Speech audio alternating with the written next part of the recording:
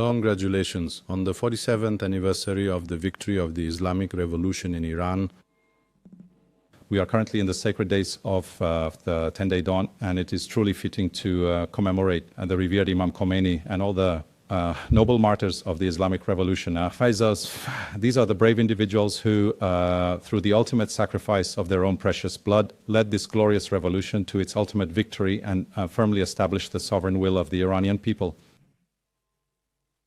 I believe that during the anniversary of the revolution, it is fitting that beyond the celebrations being held and the various programs taking place, we also engage in some reflection on why the Islamic Revolution took place in Iran, what its fundamental ideals truly were, what the people were genuinely seeking and striving for, and then what profound lessons it holds for us today and how we ought to conduct ourselves, especially in our foreign policy. And I think that this is very important nowadays.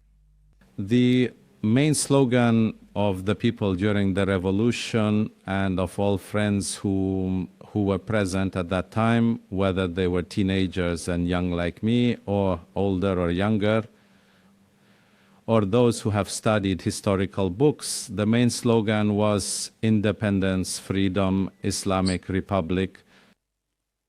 The discussion of freedom and the demand for an Islamic Republic is, well, perfectly understandable. But why were the people chanting independence? And why was this a core part, even the very first word of the revolution's main slogan, independence? Iran has never throughout its entire history been a colony of any country and has always maintained its independence. And we take pride in the fact that throughout our several thousand-year history, we have always remained independent. We have never been subjected to colonialism from any foreign power. But then why was the people's rallying cry a fervent demand for independence?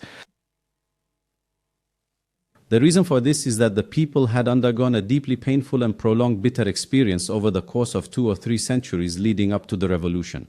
During this time, they neither perceived nor truly believed that their own governing system possessed any real or meaningful independence. I don't want to delve into historical details here. All of you, I'm sure, are masters of this subject and you've studied history extensively. But if we truly delve into, for example, the history of the Qajar period, this era is absolutely saturated with a profound sense of inferiority when facing foreign powers. The lands that were lost, the territories that were lost, and also the influence and presence they gained and the interference that foreigners carried out in Iran's affairs. The Qajar era, I tell you, is full of such instances.